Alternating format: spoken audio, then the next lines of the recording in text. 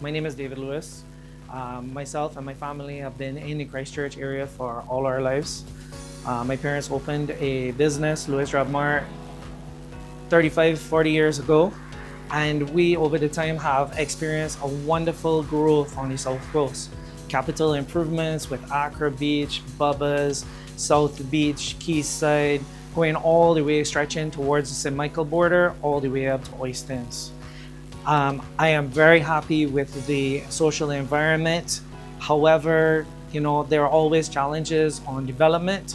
And with these challenges, we have to look after our beaches, our boardwalk now, the wonderful opportunities of walking on the boardwalk, but we have to maintain these options and these benefits to the Barbadian society and all of those tourists that come and frequent our area. Government has done a lot to support, but I think that we do need to have further social support in the area because we do have quite a few homeless people. And I think that something can be done with that because it does negatively impact on the tourists or persons that are in the area. Overall, I can say that Christchurch has evolved and continues to evolve in a positive manner, but with everybody working together, the social and the economic parts in tandem, in equilibrium, this will be the new diamond coast of Barbados. Well, what you have to do, right, with the young people today, you will have to sort out some of those industries up in Newton and do them as training boards or training facilities so that the young people could go and learn something with their hands. You understand? That's what they go do.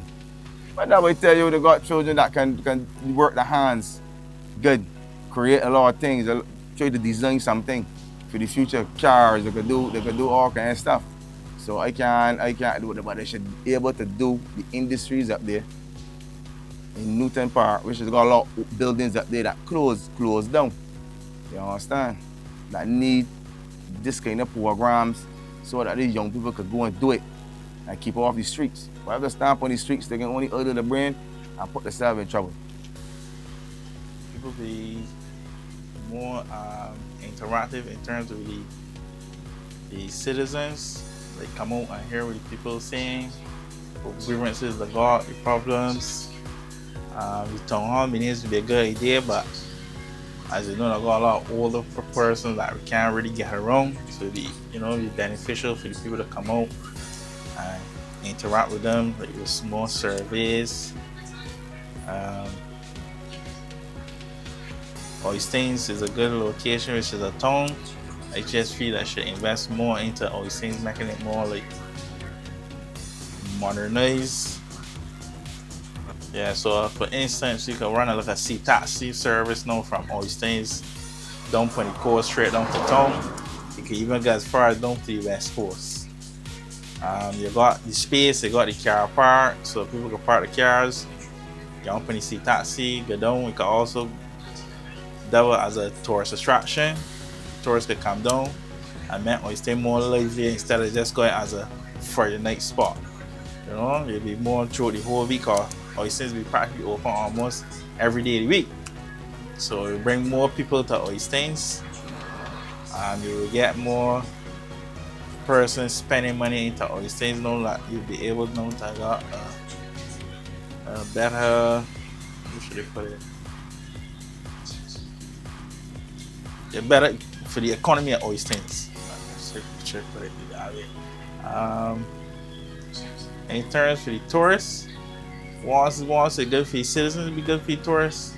The tourists like to do things the locals doing. So if the locals happy, the tourists can be happy. Hi, my name is Janelle Aline Ward.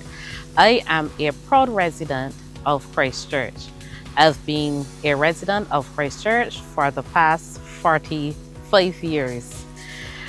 What I would like to see happening in Christchurch is a collection facility, whether above ground or below ground, where we will collect water. And this water will be used in the event that there is an emergency. Let's say there's a fire in the community, we can use that water and not rely on the Barbados Fire Service. Another idea I have is, I'm not sure if it is being done at the present moment, but there is a pavilion in parish land. And I would like to see teachers within the community offer a give back service where students of primary school and secondary school age come together on evenings and they will get the necessary assistance that they need with homework. The third idea I have relates to traffic and congestion on the road. So I would like to see a dedicated lane provided for emergency response vehicles as well as the bus service. I'm just thinking that with the improvement of these areas, we will make Christchurch a better place to be.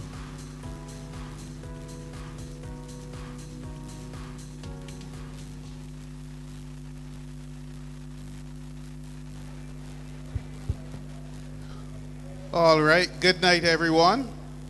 Welcome to the Christchurch Foundation School. Welcome to Ideas Forum, the Christchurch edition. Tonight, we are sharing the Christchurch venue with the parish regathering committee. There are a number of activities that are taking place. The school itself has organized a fundraising venture which is taking place on the playing field next door. So feel free to join them once we are done here, as well as the football matches that are on. So that's some of the noise you're hearing in the background, but not enough to drown us out. We've made the arrangement so that they don't drown us out. Hopefully some of their people will come over and some of you will want to go over afterward and mingle with the good folks, especially the young people of Christchurch. So again, welcome. My name is Roy Morris. I'm Director of Citizen Engagement and Media Relations in the Prime Minister's Office, and we're responsible for the organizing of these events.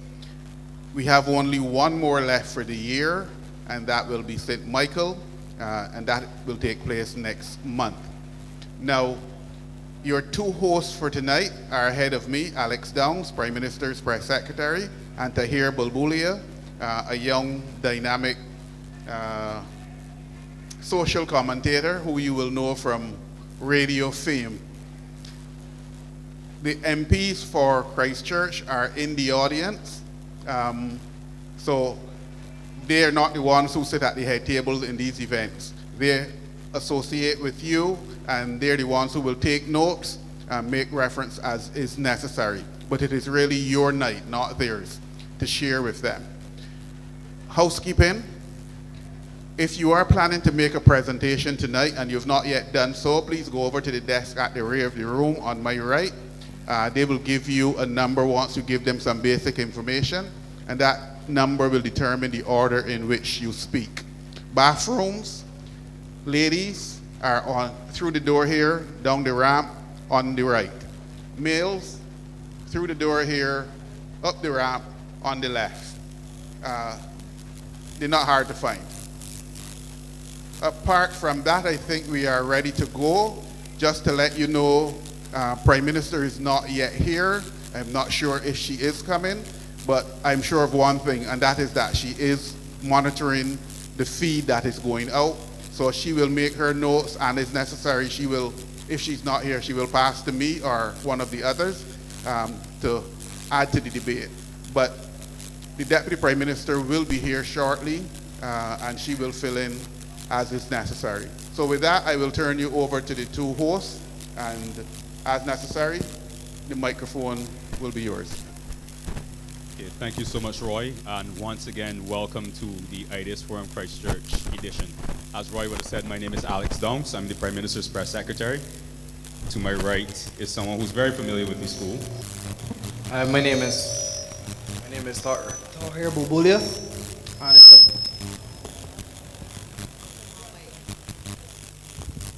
it's a pleasure to be here back at where it all started at the foundation school. And it's the Minister of Education went to school here as well. President of the Senate went to school here, and I know many of you may have attended this illustrious institution. And in everything, you always need a firm foundation. So, a minister husbands as well. I didn't know that. I didn't know that at all.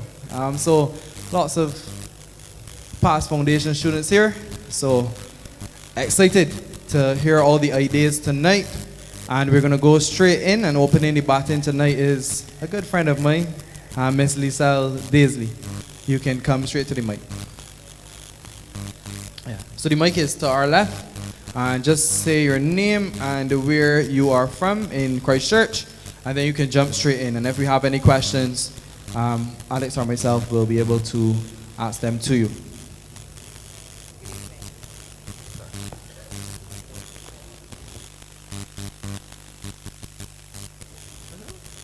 Good evening.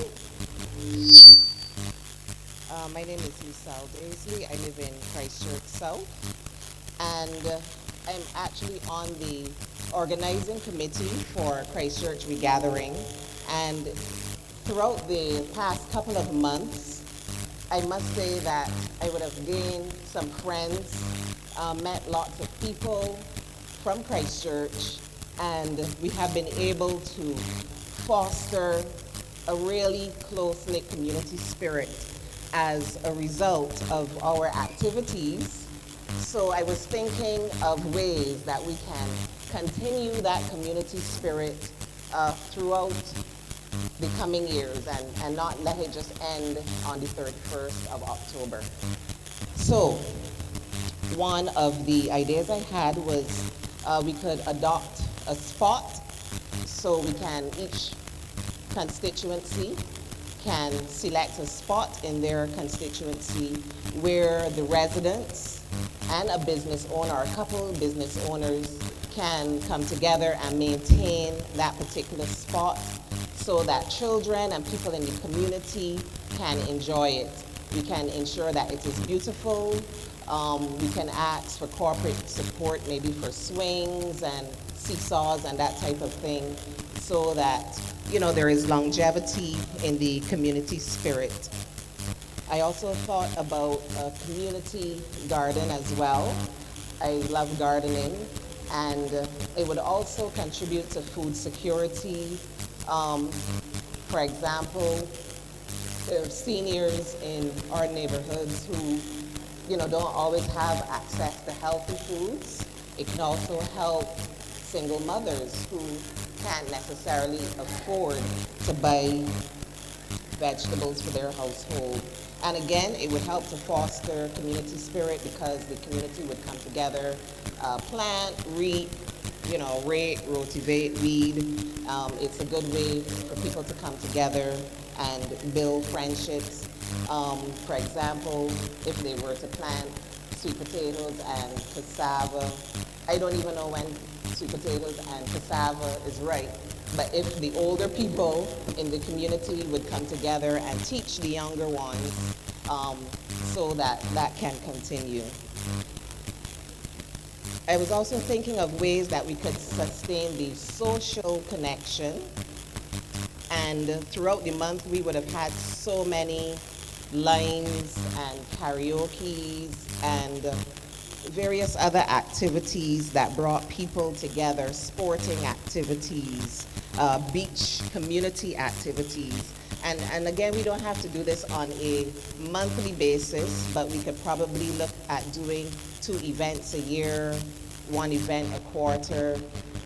We have 5 constituencies in Christchurch, so maybe one constituency can do an activity for the year, and we all come out and support each other.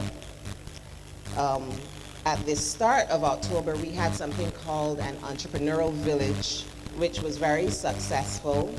And the entrepreneurs, they message me and call me to this day asking, when are we going to do something like this again? How can they come out, let's say, to football tonight and set up their tent? How can they come out to whatever activity we're doing and set up their tent and sell their product? So we can create opportunities for them as well. Again, it doesn't have to be every month, it could be once a quarter, where we pick a venue in each constituency and we're going to have an entrepreneurial village on that particular day. Everybody comes out and supports them from the other constituencies. I also think that we have to find a way to engage our young people. so we could set up a council that would be made up of young people and have them plan events that they would like. Most of us on the POC are getting up there in age, and we may not necessarily know what young people like, even though we think that we do, and even though we planned some events that really engaged the young people, and they came out and they even asked for more. For example, our DJ spin-off was a huge hit, and even while the competition was going on, the young people were coming up to me and asking, when are we doing another one? And it wasn't even finished yet. We were probably not even halfway, and they were, when are we doing another one, right? So they want to be engaged, and I think that it's important to involve them. We planned it for them, but maybe they can plan it for themselves. And that's about it. Thank you.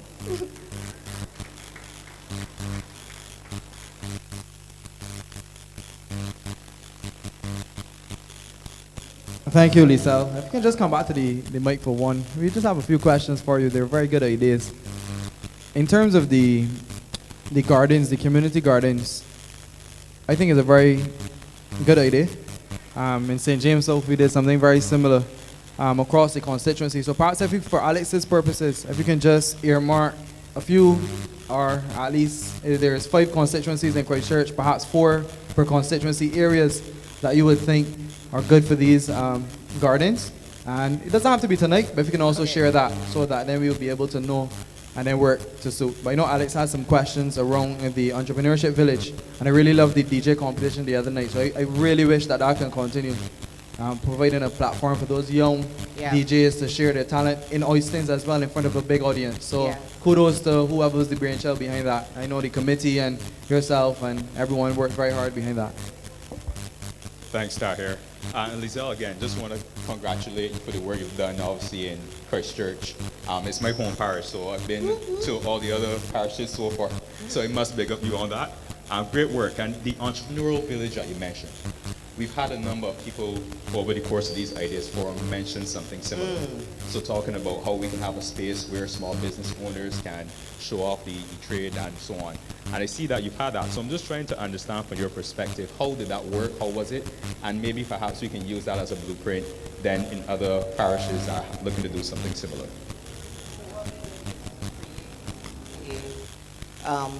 A Google form that people can go online and register. So we put the information out there in all the constituencies. And actually, as a matter of fact, during the gathering, we were not calling them constituencies. We tried to get away from that term altogether, and we refer to them as zones. So we were saying we have 5 zones. So we put the Google form out there. We got the information out to the various committees in each zone, and they would have reached out to various people in their zone who make natural soaps and handbags, and people wanted to even just sell popcorn. Some people were good at cooking wings and that type of thing. It was not only products that you can make by hand, but some people also wanted to sell food, which we encouraged. Information out there, and each zone office, not constituency office, would have gotten the information to their people, and they would have applied online. We identified Oistins because it is central and it already has an audience. Tons of people pass through Oistins. And one thing I noticed in the evening when it was coming to a close, that lots of tourists came out as well. So that was good for the entrepreneurs to interact with the tourists. We gave everybody a spot, we marked it out, and they came the next day, they set up, and they stayed all day. It was from 10 a.m. to 7 p.m. We had music playing. That way, too, it would encourage people to come because they, heard the music and it draw them to see, what's going on. But like I said, from that activity, every time we had another event, people would call or message and say, well, can I come and set up my tent and sell? Yes, because they also said that they did very well that day, because we would have promoted it ahead of time and we would have encouraged the various zones to let their people know to come out and support. And obviously the media coverage also helped. Thank you so much, Lizelle. Again, want to congratulate you, and you've given us some food for thought in terms of how we can apply this We Gathering spirit continuously. So next year, even if we don't have an official We Gathering event, we'll keep the activities going. And it's good to see that there's the interest as well in coming out to these events. So it shows that the community spirit is still alive and well. So Even again, this week we had a church service right here in this school hall. And again, even before, sorry, not a church service, a gospel concert. And even before the gospel concert was over, people were asking, when are you doing it again? When are you doing it again? So it tells you that people love community and people want to come together and be with each other and interact and enjoy something healthy and wholesome. Thank you.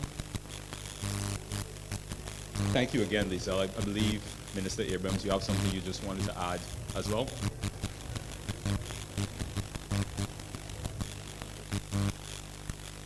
So I want to thank Lizelle for her intervention. Sorry, good night, everybody.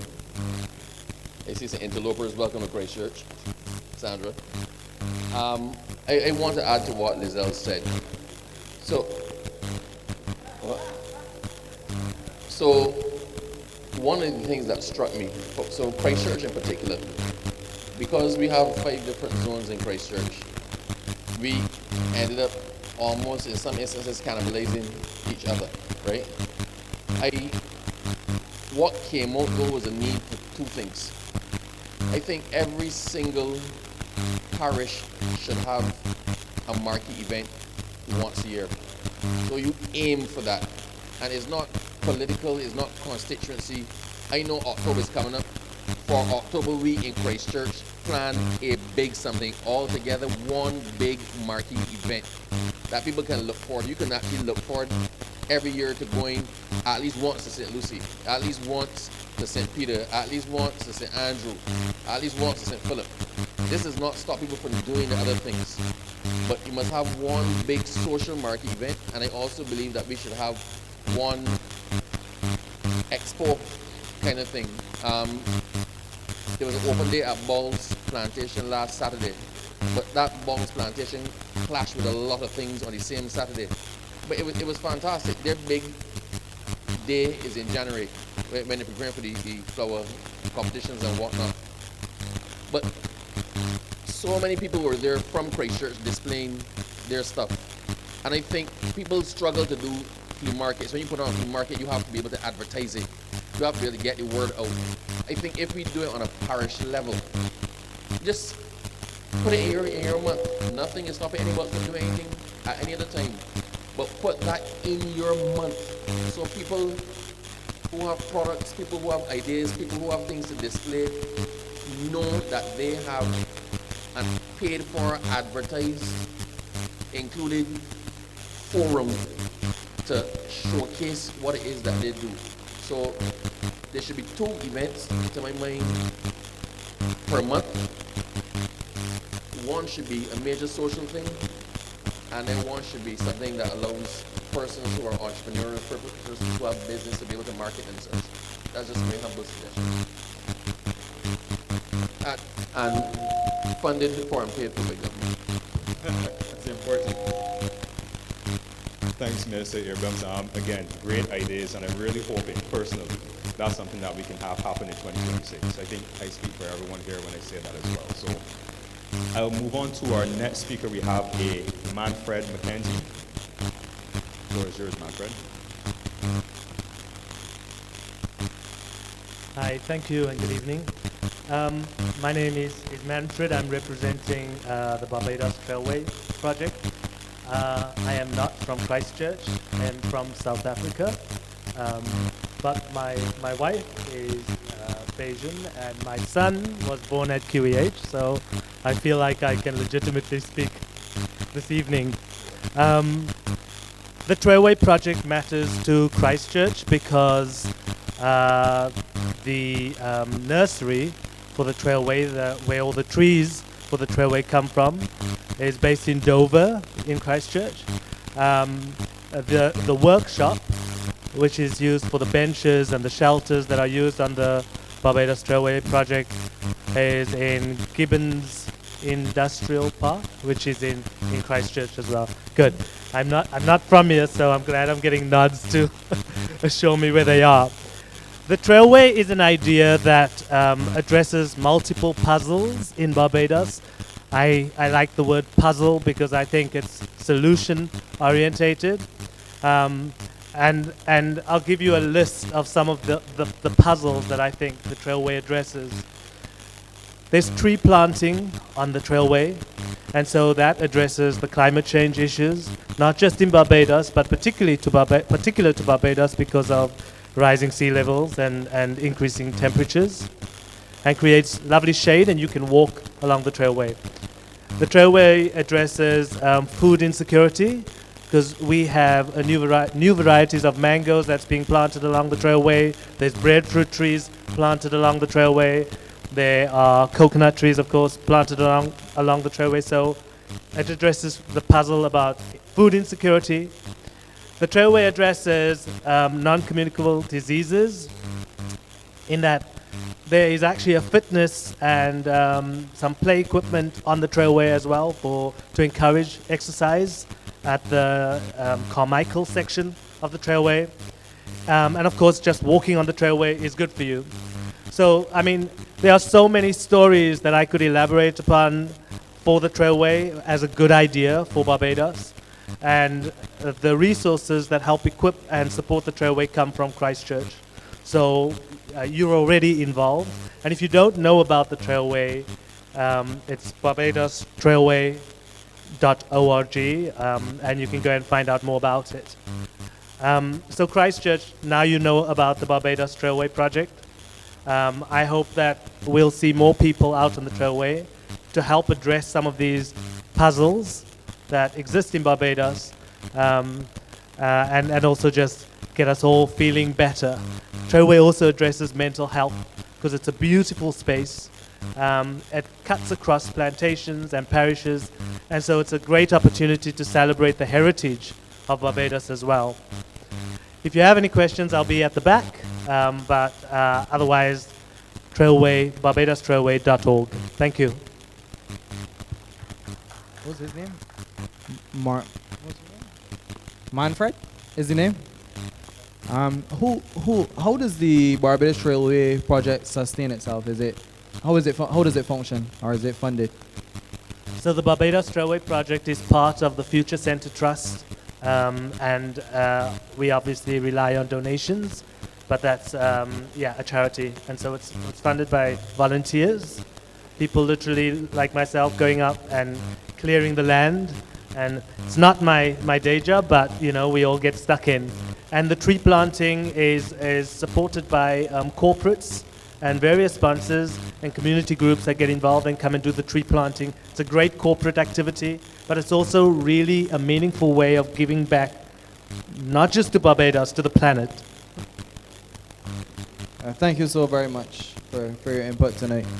We're going to move straight ahead to Grantley Seeley. Grantley Seeley, you have the floor.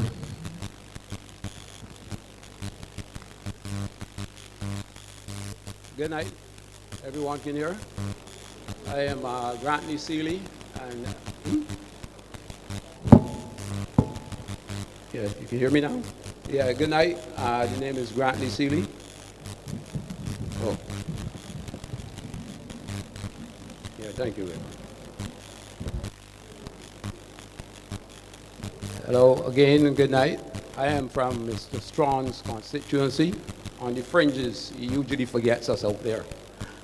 My first order here is I think we should have a radio station in Barbados dedicated to Barbados. I know that CBC has 94.7, and I would like to hear that it is strictly Bajan. I don't want to hear Jamaican music, Trinidad music, or nobody. We have sufficient, a big enough library of music as well as players that we can use throughout the day. I don't want to be hearing all the time about an American artist's birthday or anything like that. We just had a situation where yesterday we opened a new fire station. We should be getting information about those people who we named the station after on a radio station. These are the kind of things, this fellow here wants people. These are the kind of things that we need.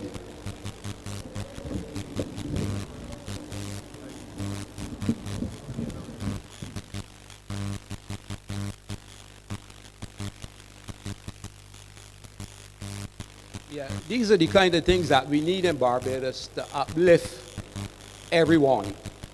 And I can be able to tell someone overseas, just tune in here, you will hear Bajan. We want to hear the dialect. We want to hear everything about Barbados. We don't want to hear about anybody else. Because I know that we've gone ahead with this project for regional unity. I have no problem with it. But when you get here, we want to hear a Bajan voice. We want to hear stories about Barbados. We want to hear who this body was. You can't name all of these buildings and don't have any identity, or the youngsters don't know what is going on with us. It's true that I am on the other side of the fence now, but I would like something like that done. It hurts me every day that I turn on 94.7, which I thought was set up to be Barbadian, and I can hear all of this Jamaican music and Trinidad music.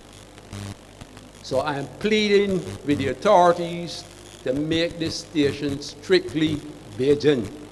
We know we have a lot of influx of visitors now and people who will be taking up residence here.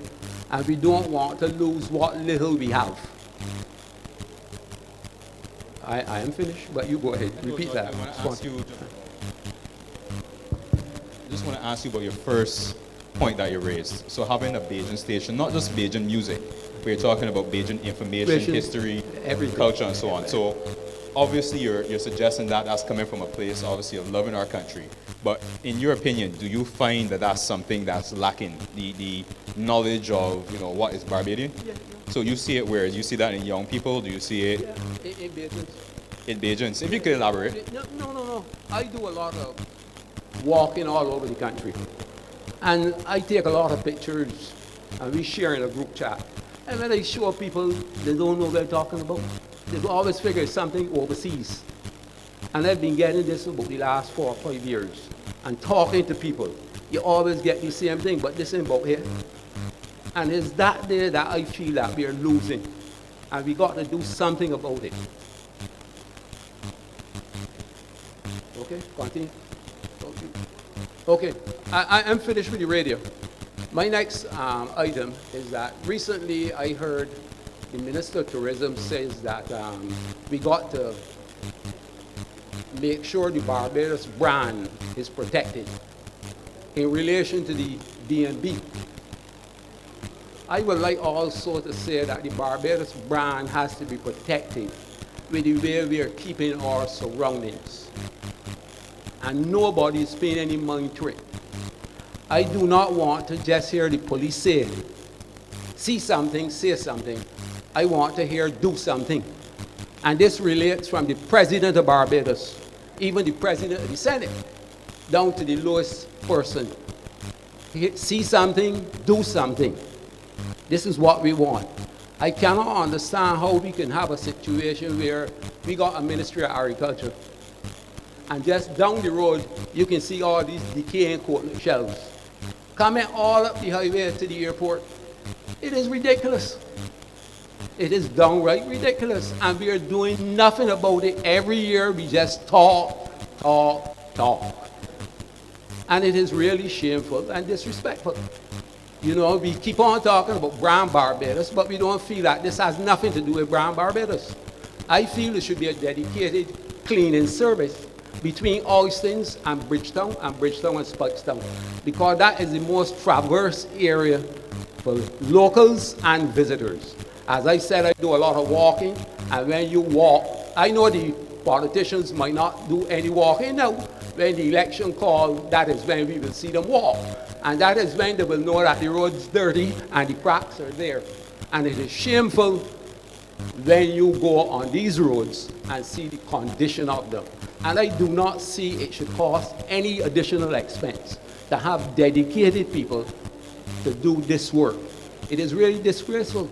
And as I said, from the top to bottom should do something. And I'm going to give you an example. Funny examples. Coming out of the roundabout by the Polytechnic, going down the hill. That road was done now for about 3-4 months. You know they can't put in markings yet. Go to the hospital. I can give you the other one. I don't want to interrupt you, but I want to ask you something again, just based on what you're saying. Because you're talking about the cleanliness of the environment. So residential, commercial, so on. I'm not sure if you would have been watching. There was an ideas forum we actually had a couple months ago. And there was a young girl a student, I think she was St. George, very young, but she had a similar concern. And her suggestion was that at least, I believe it was once a month, we have a national cleanup day. So not just you're saying government, you do X or Y, but also everyone understanding that is your responsibility as well. So every corner. So I'm not saying it's the same idea you have, but I'm just saying that you are also echoing sentiments that have been shared before. So that was just a solution that was put forward where everyone takes into consideration. We all have a role to play in keeping Barbados clean. So it's not just a government or a private sector initiative. The other example I'm going to give you, which goes back to what I said, see something, do something. Every day we have thousands of people visiting the Queen Elizabeth Hospital. Do you know at the exit, coming out from the hospital, everybody that went through the front door that used a vehicle has to come through there. The staff, everybody. You know there's an abandoned vehicle right there and nobody's doing anything? And that's the Queen Elizabeth Hospital, you know. So when you see things like this, it is really hurtful. I have a picture of the van. It's just abandoned there in the corner, and nobody does anything. All we seem to be in this country are members of NATO. We're the smallest country that are members of NATO. And we're standing for the North Atlantic Treaty Organization. No action, talk only. So, again, don't want to interrupt you, but I'm going to have to. Because I understand the points you're making, sir. But at the same time, to suggest that there's no clean enough or so on, there's not perfection as present. We agree with that. We agree. Right, but don't tell me that every day you coming out from the hospital, which is responsible for health. I take your point. And the vehicle there, and nobody's doing anything about it. That is what I'm getting back. See something, do something. So I think we all take your point on that. But I don't want to unnecessarily suggest things that aren't the case. So if there indeed there is, as you said, your points are noted, and we'll actually follow up. That's what we do at every Ideas Forum. Right. But the greater point you're raising, that the environment that we live in, we all have a role to play. That's what I'm taking from what you're saying. Good. Yes. And I also, I don't know if you're finished, but I know that we have some people who want to respond to some things that you said. So if we can have that opportunity as well. So I think you want to offer something as well? Yeah. Good evening, everybody. I just wanted to respond to Grantley's first indication in relation to more Barbadian content on the radio. So about 2 months ago, the National Library Service launched what is called Radio Bimshire. Radio Bimshire is a radio program that does Grantley exactly what it is that you're talking about. It carries oral history about Barbados. It gives information on a number of the traditional ways of life, stories about washerwomen and how we used to have the wash days, and it gives all Barbadian content. Now, I think that we have to do better in the division of culture to advertise and publicize that, but I do want to say to you that it is ironic that Radio Bimshire perhaps has gotten more attention overseas. We have people from India, from Russia, etc., who are tuning into Radio Bimshire to hear the content about Barbados more so than Barbadians are. And that is something, yes, that we need to be able to raise the consciousness about. Additionally, coming out of Carifesta, one of the things that struck us, when I say us, the division of culture, was we noted that we had lots of content coming out from all of the various, whether it was conversations that we had, discussions, plays, etc. And two things have emerged. So one, we are in discussion, so let me say discussion, about the possibility of actually having a dedicated television channel, a dedicated culture television channel that will allow us to be able to air some of that content so that it lives on beyond Carifesta, and allows us then to be able to keep the sharing going on.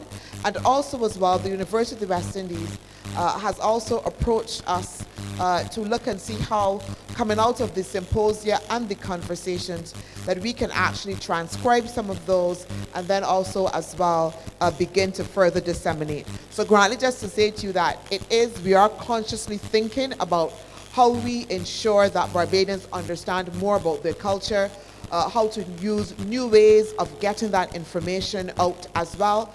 Next year, for the Season of Emancipation, we will actually be launching an app, again, that will encourage everyone to know more about the Season of Emancipation and why we are doing it. So we're consciously thinking about it, Granny. Thank you. Senator, just before you go, where can persons find this radio BIM share?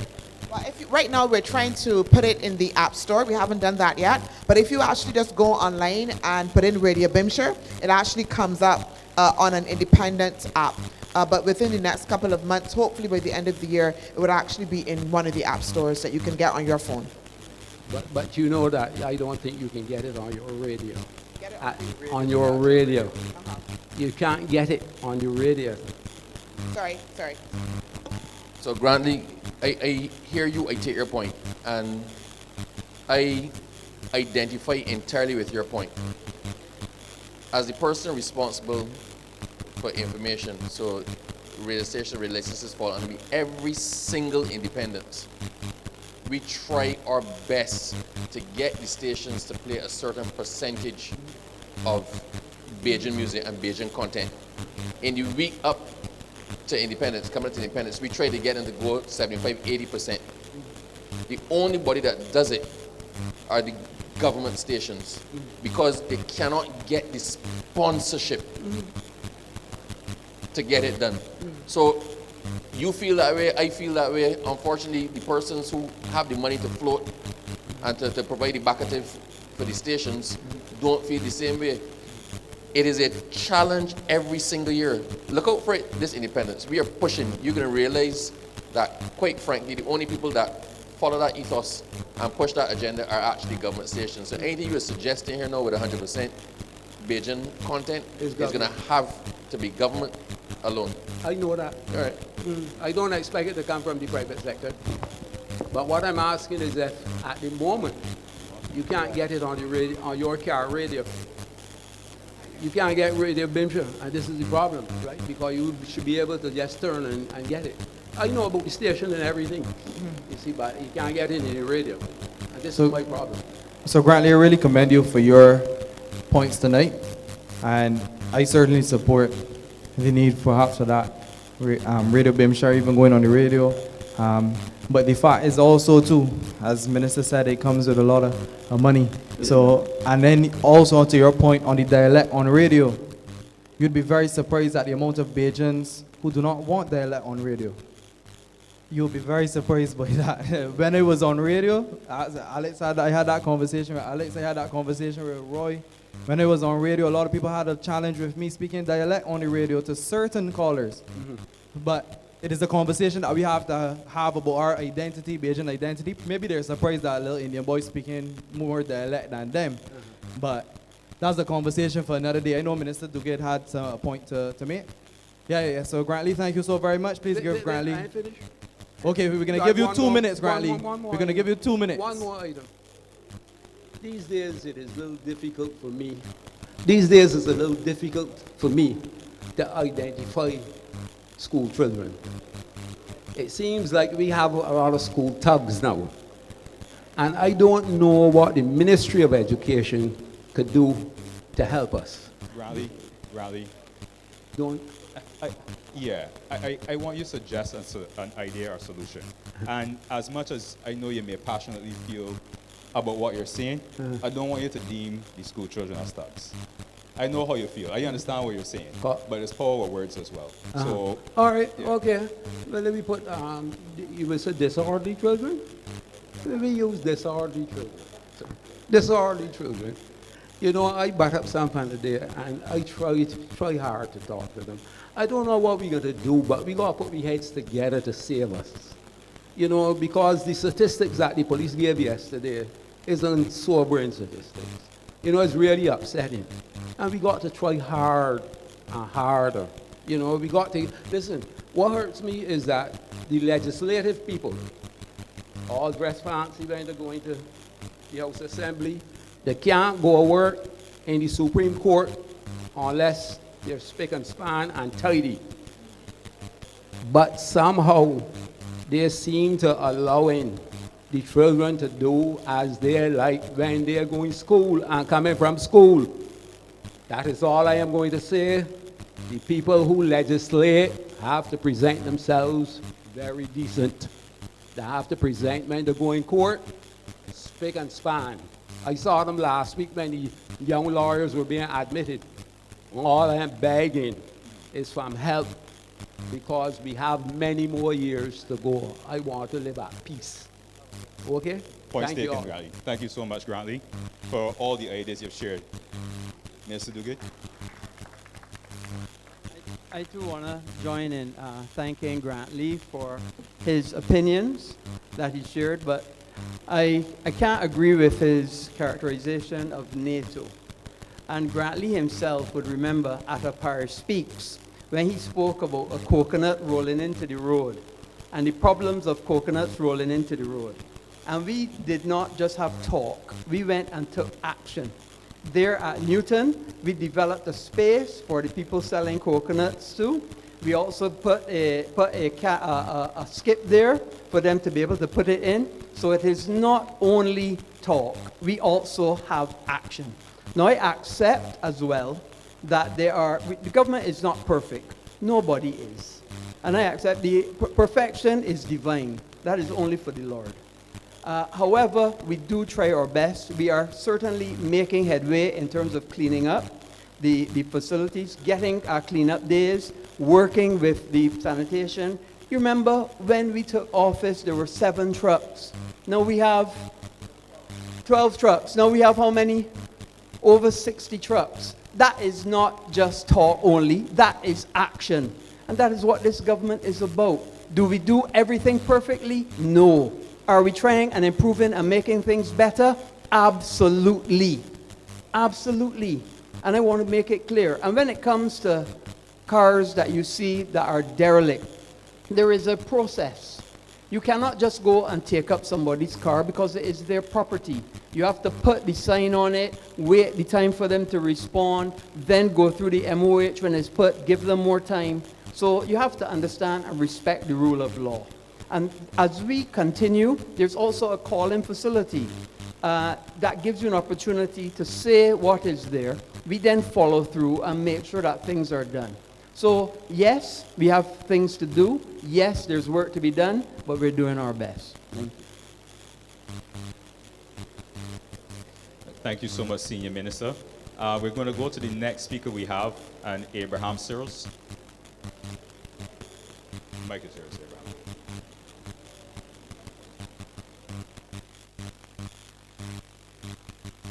Thank you very much. Good night to the Christchurch folks and those beyond our borders. My name is Abraham Searles. Yeah. I'm a short guy, yeah. My name is Abraham Searles, and I live in Bonesland, Christchurch. And I traverse this parish of Christchurch that I call home. You might hear from my accent that I wasn't born here, but over the years, I have acquired a taste for everything Barbadian. And I'm very happy to call this place home. I won't have it any other way. But as I traverse Christchurch, and particularly the Coast Road, that Enterprise Coast Road, I have a concern. And the thing is, that this administration is an administration that cares about people. And as I traverse the coast road, and you would know Atlantic Shore is a middle class area. But we have a lot of people who work in that area as caretakers, construction workers, domestic, and we do not have a public service transport out there. And what that means is that people that work out there has to get off in Keezer Hill and traverse for a mile, or they might get off in Enterprise Main Road, by Ernie Blackman's shop, and then that's another mile they have to go to work. Now that is not fair. I recognize that as a problem, but I ain't only coming with a problem, I come with a solution. I like that. And the solution is that we can have during the peak hours for those workers, maybe from 6 to 9 in the morning, maybe 2 services going through there, and an afternoon, the same thing, so that they can get up to their work and get back. So that is something I would like we to look at. That's one. The other one I'm concerned about is the environment. Listen, we have to be kind to Mother Nature. It has been kind to us through the years. We have to pay more attention to our surroundings. And I believe the time has come for us to do the recycling and the sortation. And the reason for that is that our Prime Minister is a champion when it comes to climate change and the environment. And I believe she's not only doing this for herself, but she's doing this for the whole world. We have got to leave this planet a better place than we found it. We have to take care of Mother Earth. If we fail to do that, there can be repercussions. And we are doing this for not ourselves only, but for generations to come. So I pray that we would look at those things and see if we can address them. Thank you.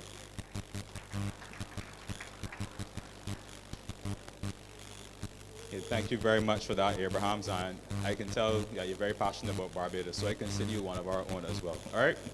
Your ideas, I really think we can take on board. I know the minister was indicating to me as you spoke about the bus route. That was the old St. Christopher bus route. So again, we have the information. I'm sure that's something we'll take a look at, as well for your suggestions about the sortation of garbage. Again, great idea. I know that there are private companies who do that. There are areas who have their garbage sorted.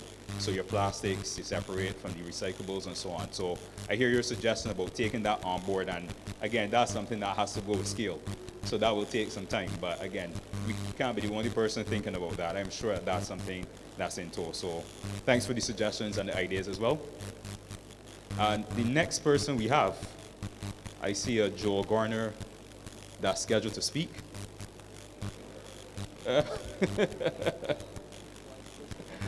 I believe you need no introduction, sir.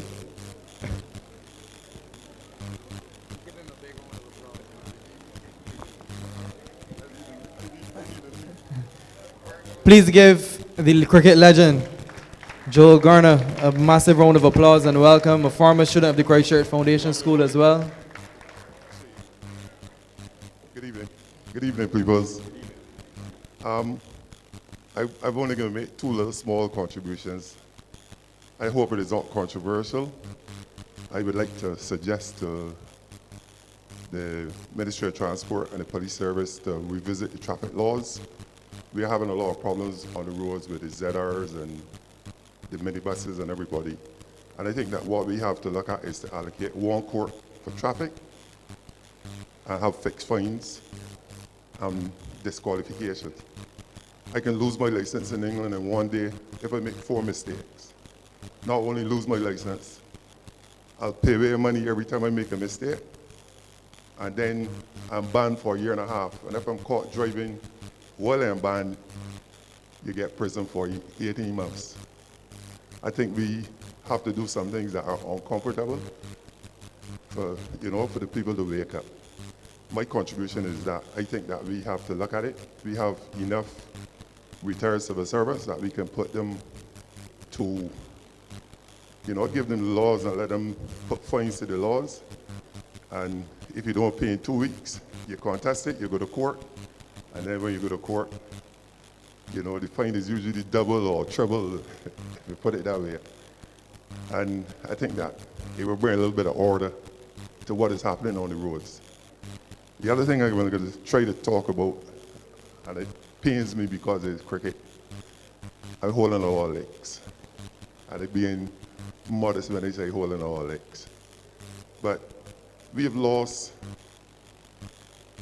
3 or 4 of our major sponsors. If you come up Wildy Road, Barclays, West Indies cricket sponsor, Ground is now into football. Banks, West Indies cricket sponsor again, Barbados cricket sponsor, football again. BT, sponsored West Indies cricket, football. I think that we have to, and I don't know, I think I've seen the Minister of Sport.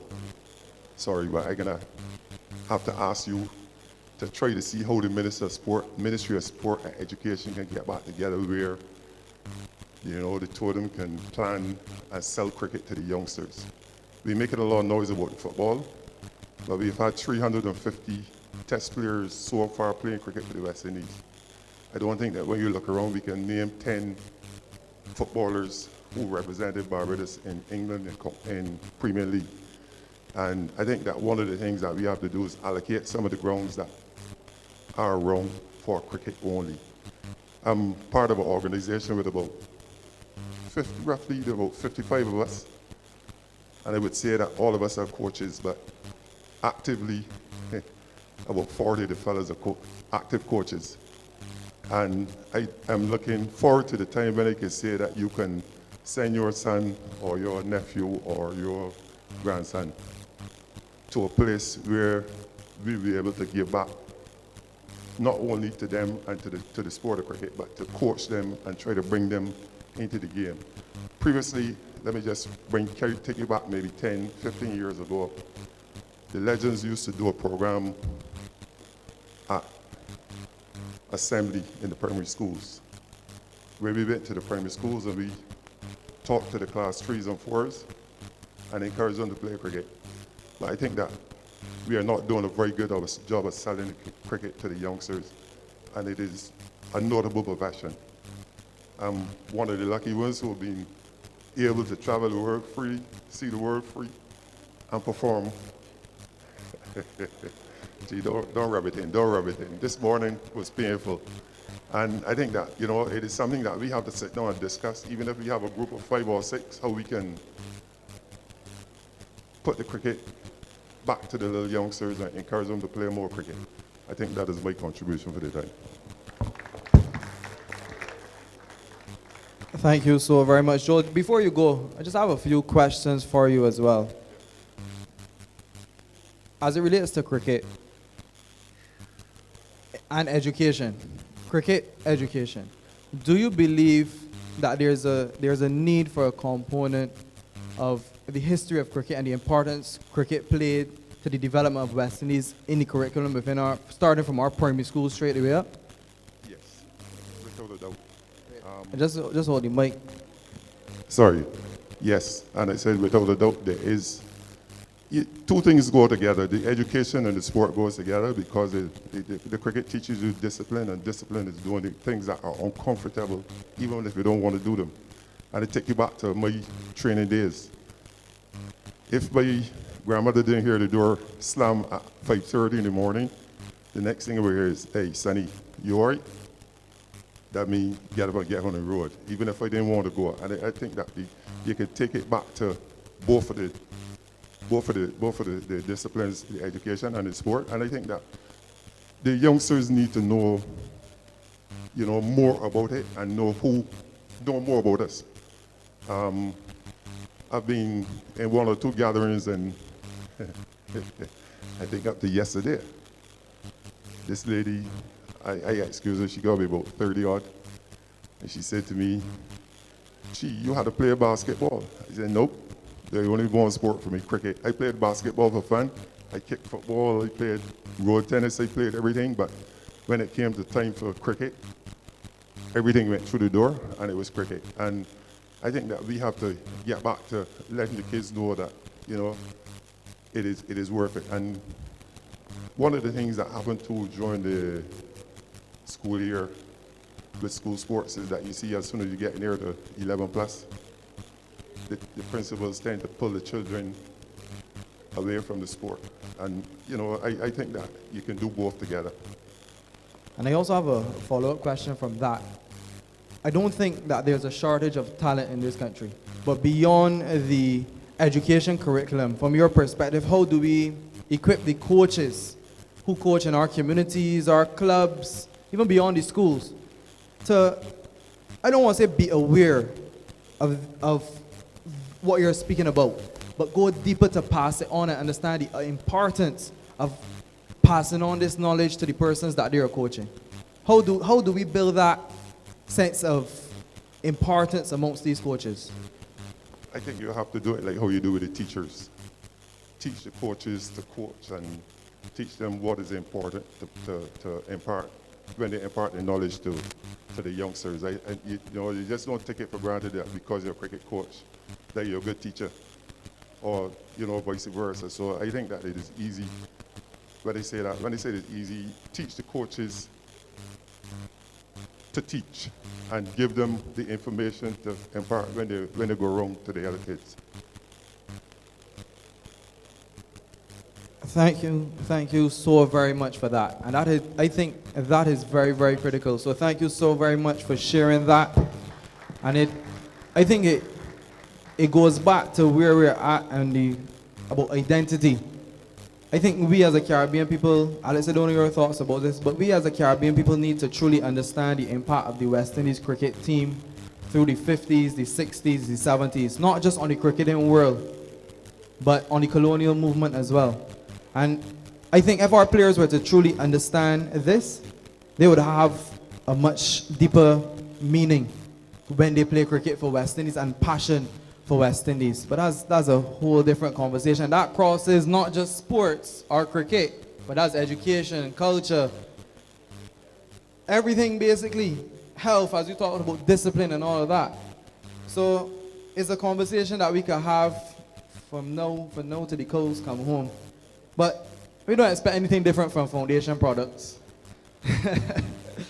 So thank you so very much, sir. And next up we have Miss Althea Wiggins, who is going to come and give her piece. Please give her a round of applause.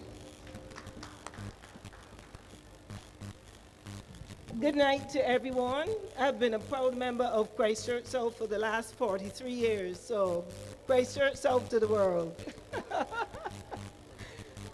I have a few issues, and actually they fall under the Deputy Prime Minister's purview. My daughter went to school here at Foundation, so we had to cross that junction right there every morning. I think that junction there needs some kind of signaling, some kind of attention. And you went to school here to minister. Because it is very, very difficult if you're crossing, even turning down, to go down Oyston's Hill. It's pretty difficult. So I believe that we have to address that sooner rather than later. My other issue, as again, probably come under you again. Right here by Christchurch Parish Church, I believe, Mr. President, you would know where Sir Harold St. John is buried, right there in the corner. You see, if you're going, I think that we have to address that, that corner. Up to tonight, when it was coming here, I had difficulty because a truck, a big bus was coming, and it's really difficult in that corner. So we don't want to desecrate Sir Harold's grave, but I think that we need to address that, that jutting out in the road right there. I guess you will have to speak to the parish priest to see how it can be addressed, because a lot of these roads, you know, a lot of the boundaries come right out in the road where you have to travel. So I think that that's another critical issue that could be addressed. Another one is there in actual Oistins, where the buses and the minibuses actually park. I think that we could actually pave out there and bring a bit of order and tidiness to that area where the transport board is and where the minibus is, because there's a lot of unevenness in that area over there. So I think that we can actually do some paving and possibly do some markings, the long ones for the buses and the shorter ones for the other cars who want to do business at the post office, etc., and the polyclinic, and maybe the police station as well. And last but by no means least, our national anthem. I wonder how many school children actually know the words to our national anthem, because most times when we go to official or even unofficial events, the anthem is played. I think we need to sing it. When I served overseas in the United Kingdom, we always sang the national anthem because people want to hear the words to the national anthem. So those who have ears and who can make that decision, especially next month is Independence, I would like to hear our national anthem being sound as well as being played by the police band. So with those few words, I thank you. Althea, I want to thank you and I want to salute you, especially for that last point. I always try to sing the national anthem anytime it plays. I can't promise it'll sound good, but I sing it every time because I think it's important for us to connect with the words. Hearing it is one thing, and you might even sing it in your head, but when you actually speak those words and you start to take in those words, for example, a song might be playing. We've got music playing now. I'm sure many people might hear a song and they start tapping the foot and singing the lyric. It sticks in your mind. And I feel as though we need to start that culture of singing the national anthem proudly. You do it when you go overseas because you want to show your Beijing. You could do it at home too. That's just how I feel personally. So I salute you on that, and I would love for that to be something that we take on board out here. So I don't want to take too long because you've raised some really good points, but again, that's food for thought, which I think we've all taken in. And so with that being said, I'd like to move to the next speaker we have here, Mr. Ernest King. The floor is yours, Mr. King.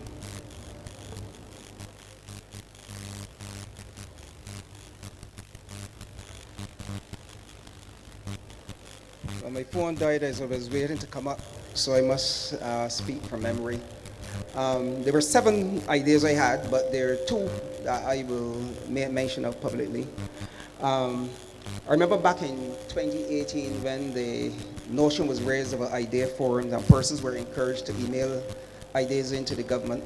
I suggested back then that in order to deal with the legal gridlock that we were experiencing as a nation that had really seriously undermined the system, I suggested then, and I will suggest it now again, that Barbados turn to 4 of the oldest members of the CARICOM, right?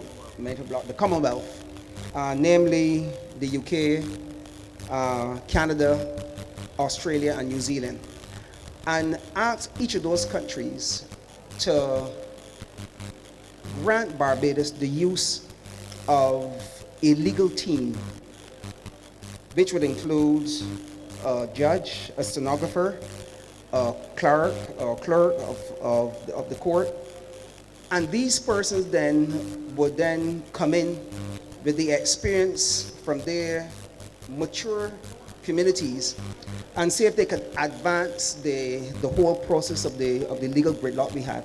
Because even though we have appointed new judges were appointed earlier in the administration in order to deal with this matter, many persons don't get the sense that the speed at which this gridlock should be starting to be freed up is occurring. And as you know, justice denied, or justice delayed is justice denied. So I would like to encourage the government to examine the possibility of approaching that. And I believe that if we approach these four early members of the Commonwealth who are well entrenched, who have a good history in the Commonwealth and under Westminster jurisprudence, that these ones will be willing to give us 2 legal teams each. That would give us now 8 additional courtrooms that we could try and fast track. And we could just ask them, give us for a limited period, 5 years, rather than trying to bring someone out to the US who is not familiar with the legal system. And then see if you can then start to unplug the gridlock in this thing. So that's one. Of the other 6, I would mention this one. Coming out when we look at what happened in South Africa over the last 3 years, South Africa went through a period of violence meted out by South Africans against other Africans as a result of what many persons in South Africa perceive as loss of opportunity. What I'm saying here is that we have now gone into the free movement of people in four countries, and that's excellent because we don't have the critical mass in this country to really have a meaningful economy, and to be truly competitive. So this is necessary. But it is better to have a prenup before the wedding, or at least have it before the first argument. And I am suggesting that the governments of the Caribbean, certainly these 4 governments, should approach perhaps the Caribbean Development Bank and say to it, let us provide a fund there which we would use in the event that there is the system between the 4 countries move out of equilibrium. And let us say there was a mass exodus from 3 communities to 1, where the balance isn't maintained. Then what happens now? Barbados economy is steaming, it is storming ahead at every corner. So people are happy to get to let persons come in. But if an economic downturn occurs, people can often, driven by ignorance or by personal needs or by other vicious perceptions, seek to incite the population that these persons come and take away jobs. When things are good, it is not a problem. But if things start to get tight, Okay, sir, I'm gonna have to just be careful with the line that you're going down. How do you mean? In terms of the inciting of the violence, we're not encouraging that. We have our systems here to protect us, and I'm pretty sure that you may have misunderstood what I'm saying. All I'm saying is that this is all good. Okay. But I am suggesting that the If you can go to your idea. Huh? If you can go to the idea that you are suggesting. Or listen, it may become the fact that you've gone down that line perhaps mean that you've misunderstood the point I'm making. So let me just drop it, and perhaps on the side we could explore it a little bit more. But it was a purely positive idea because this is something good. This is something Okay, we'll continue. You can continue. I don't want to take up too much time. No, you go right ahead, sir. Okay.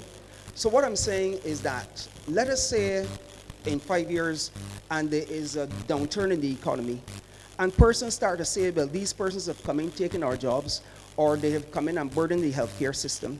If the Caribbean Development Bank had an equilibrium fund that they can say that in the event that the free movement of people has disproportionately affected one country, then that the Caribbean Development Bank could say, these are resources which we have set aside.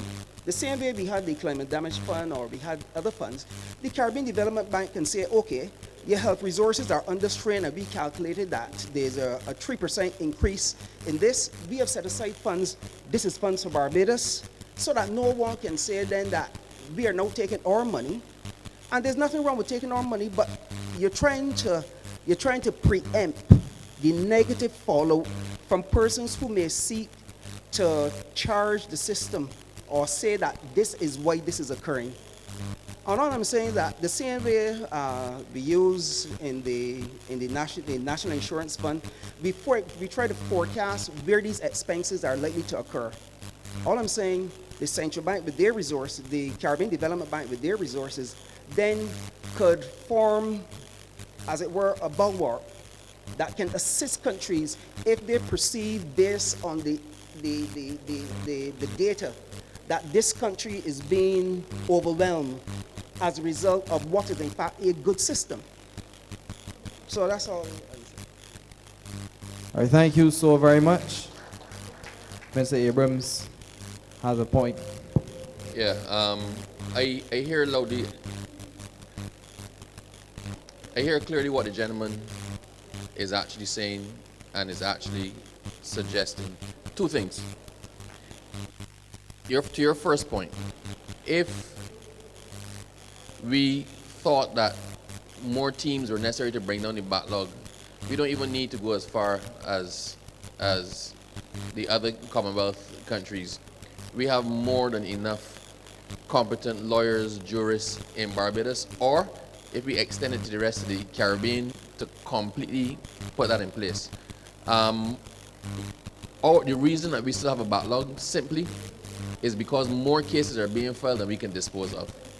So no matter how we try to push it, we still fall behind, because I think Barbados probably files the highest number of civil matters per capita of any country in the Caribbean, right? We responded, we knew we had a backlog, we knew we had a significant backlog. We responded by adding a record number of judges. I think there are now 18 judges in Barbados with a certain amount dedicated to criminal law, right? So we have put the same resources, we followed your idea, right? And that's why we have the increased courtrooms, the increased judges, the whatever. But in a lot of countries in the Caribbean, if a man hit you, you don't necessarily carry any court for it. And I don't mean just a criminal case, but you're not necessarily suing him for the fact that he slapped you. Barbadians know their rights, and Barbadians more than anybody insist on having their rights. And there's a section of Barbados, you would hear people saying it, I want my day in court. A lot of matters in the court system can be settled. A lot of matters, if you look at it objectively, can be settled. As lawyers, we can tell you, if this go to court, he or she can end up getting X. And very often people settle literally on the doorstep of the court. The case about to start today, and the parties reach a settlement, especially when insurance involved. They reach a settlement today before you're going to court. But that case would have dragged the boat in there for 6 or 7 years, occupying time and processing time and protocol time that other cases could have been using, right? So it is, our backlog is a consequence as well, in addition to the fact that we inherited a backlog, is a consequence as well of Barbadians filing a lot of cases. And we are not embracing alternative dispute resolution that are afforded by the court and that's also afforded independently. Every other country in the world is moving away from sending matters into the court and channeling matters towards alternative dispute resolution, towards mediation, towards other things. Not here.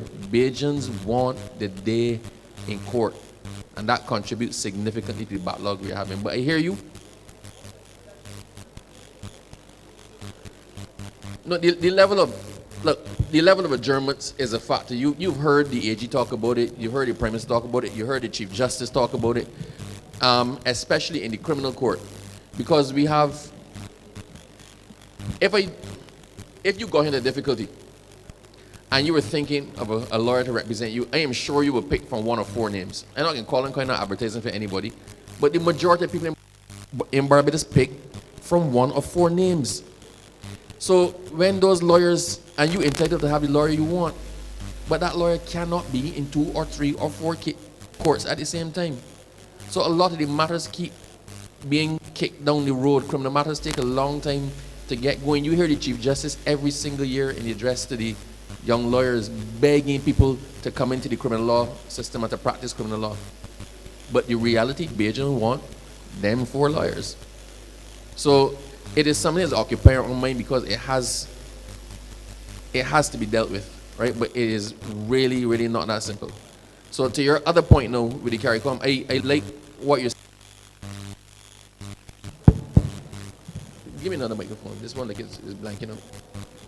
I think this one might need a battery changer or something. So I like what you're saying. because before we went into this, we considered all of the parameters, right? This was not something entered into lightly. We eventually went into the full free movement because we believe that's the right way to go, right? But the question was, when we go in it, if we run into difficulties, then what happens, right? In the charter, in relation to the full free movement is also contingent on something else, the ability of the country to sustain it. So if for some reason we got to the point where we as Barbados could not sustain it, there is a built-in thing in there to review and to roll back, right? We don't expect that's going to happen. If we have a downturn in our economy, the downturn in our economy is not going to be as a result of the fact that we have increased persons. Actually, increased persons contribute to the tax base. There's the tax man over there, Ryan. Tell me if I talking sense to you, right? But increased persons contribute to the NAS. Increased persons contribute to VAT in the country. Increased persons contribute to the tax base. So the full free movement is meant to bolster, among other things, the population of Barbados and bolster the available skill sets in Barbados. And if anything, that would help to raise our economy and prevent the downturn that you were talking about. For us to grow our economy, we need a larger population, a larger skill sets, and there's amount of skill sets, and we need to have the resources available on island that can help Barbados develop in the ways that we're looking at. Right? So I don't have the fear that you have, but I take your point because that is something worthy of consideration, not just in relation to downturn, but if for some reason we need assistance based on that, then there should be some avenue to make the appeal for it. If you're somebody who has fully gone ahead and you've received more persons than have actually gone out. Sorry, just to further elaborate, the CARICOM Development Fund, which is actually right here in Barbados, was established in 2008 for precisely the reasons that you raised.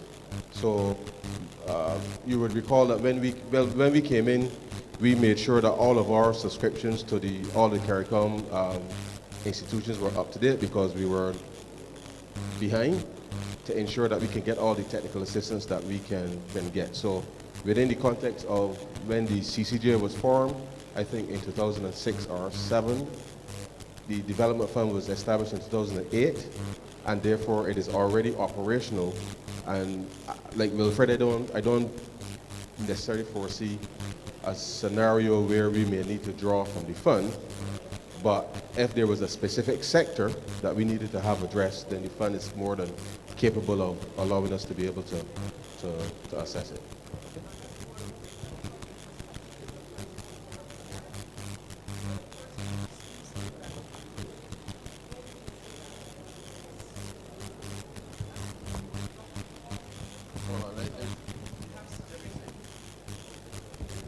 Yeah. So that's precisely the point, because perception is greater than reality. And if you have mischievous persons, and the reason why I bring this up, because in South Africa, you had, when the economy was growing, after the economic downturn that occurred in 2021 and 2022, the Zulus turned and persecuted other Africans, not the white persons who were there before, but other persons who had come in from Zimbabwe. They then a merciless. There's a YouTube video that speaks to it. So that's why I made the point that a prenup is only useful if you try to enter it before you have your first argument. So once we prepare for it, then you immediately start to disarm those who may seek to undermine what is, to all intents and purposes, something that is positive all the way through. I think we could take the point, right?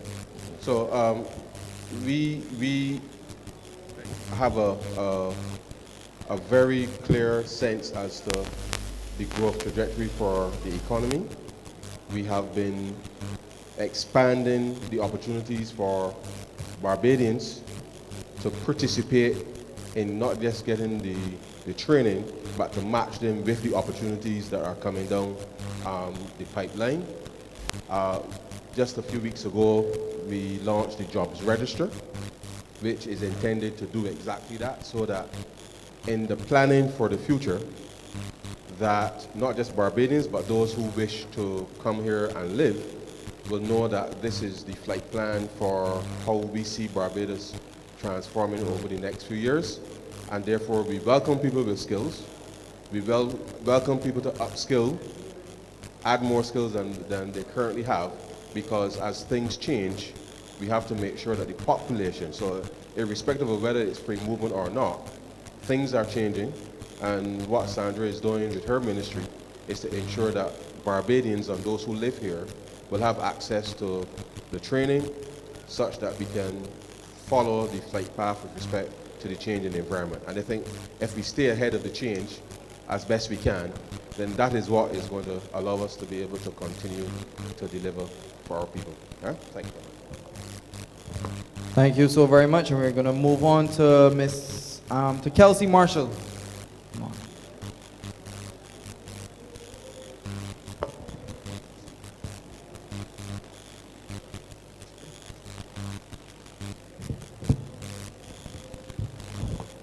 Hey, good night, everyone.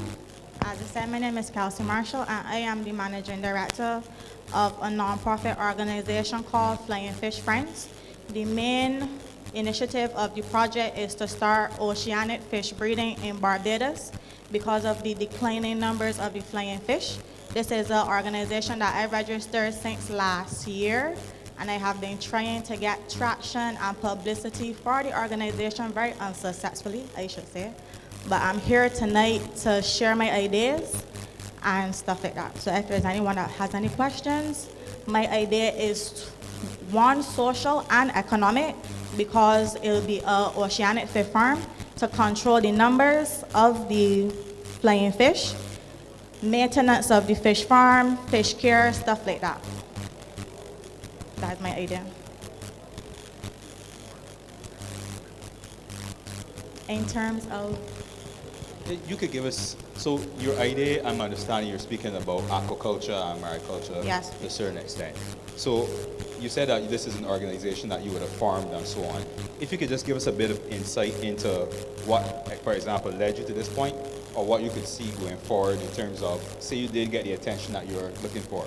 What's the next step that you're looking Okay, for? well, if I had gotten the attention that I thought, next month, November the 21st, which is actually a Friday, is International Fish Day. So I wanted to hold a gala to raise awareness for the same situation and raise money for the initial fish farm, because I also got someone to already do out the plan and stuff like that for me. So Kelsey, where is your work done currently? Who do you engage with?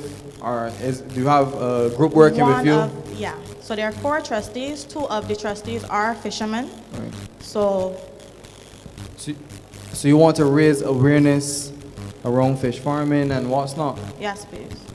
Okay. So that's an interesting idea, and Roy has a point to make.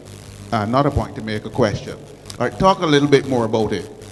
A fish farm, where do you foresee this taking place? How many fish are you looking to raise within it? Is it commercial quantities? Do you have an idea of how much money you need to get the project going? What kind of jobs it would entail? Just talk about it. Okay. So as I mentioned just now, it would, in the economic and the social part of it, which would be a benefit to Barbadians, would be the fish farm maintenance, the fish farm building, stuff like that. It takes about 18 months for a flying fish to reach to full maturity. So it wouldn't take long. I also wanted to expand from flying fish to shrimp and lobsters to sell to the local markets, to sell to the hotels and stuff like that. Because my idea was if you initiate the shrimp farming along with the flying fish farming, that will help with the, I don't want to say climate change, but with keeping the waters clean, because shrimps are scavengers. So Kelsey, Minister Ford here is here to respond to you as well. But we'd like for you to write down your idea, write down your points, write down your project, and we can have a conversation. But Minister Ford is here. You tell me your name is Kelsey? Kelsey. Kelsey. Pleasant good night to you. It will have to be the best kept secret, because it has to be. I am the Minister responsible for fisheries. And I have If I call the names of people that I've called the fishery divisions, I've spoke to people there, I've spoke to agriculture. I've been doing this since last November. Yeah. So let me apologize. Let me apologize for keeping that secret a secret. But the reality is that I don't know if you did any fish studies in terms of species studies on the flying fish. Because one of the things you have to look at when you're starting an aquaculture business is the species that can be controlled in an environment that is not totally natural.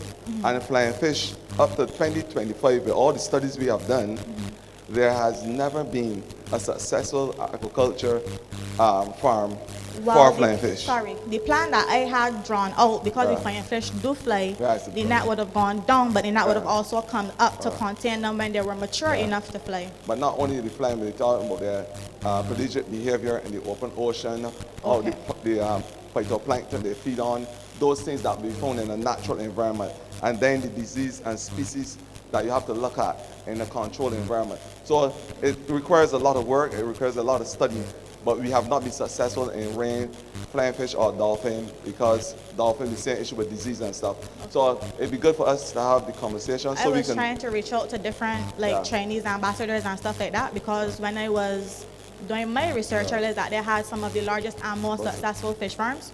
So in trying to reach out to the Chinese ambassadors here in Barbados, I find it highly unsuccessful also. But I just say the name flying fish itself will tell you why it's difficult to imitate their flight.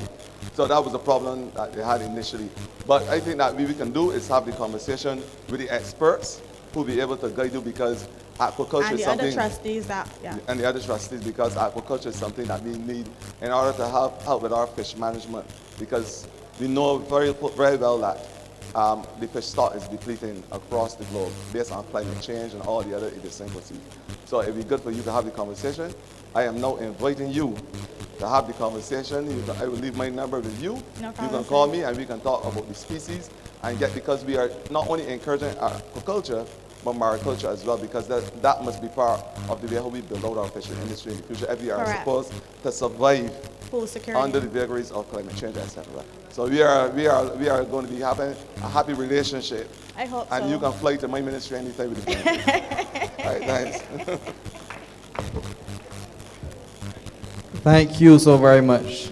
And thank you for coming tonight and sharing with us. You can see and hear your passion indeed. So next up, last but by no means least, we have Mr. Jamar the Star, Jamar Boyne. I don't know if he's here as Jamar the Star, as an art, but he's coming out here bareback. Sir, please go and put on a shirt.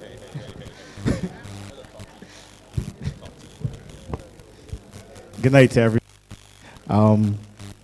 First, let me begin by saying that I do find that the government is doing a commendable job. It's not an easy time to be in government. And I'm not a person that will speak at these forums, but I decided and I told the PM that whenever it's time for Christchurch, that the government has given the opportunity to the people of the country to be heard, and I'm a citizen and I'm going to be heard. First thing first, don't ever diss Arsenal. And you can also tell Senior Minister Simmons that when the election comes around, wear an Arsenal shirt and not a Man U shirt. But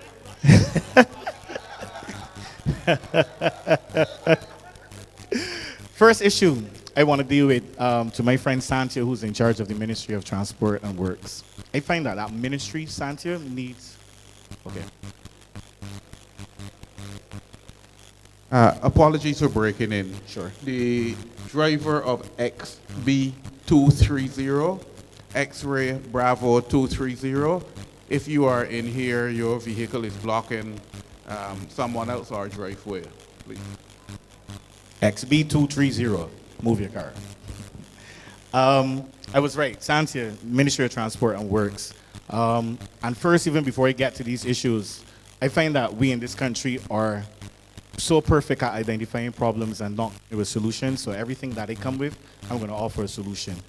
The issue that I have right now with the ministry is dealing with insurance. I went through something, I think I spoke to you and Wilfred about, in terms of just driving up.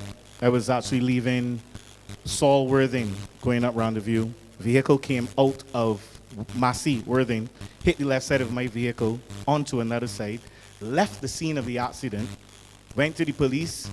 Police say, well, the registration number you give and the vehicle, which was a Nissan Tita, is coming up as a Suzuki APU van.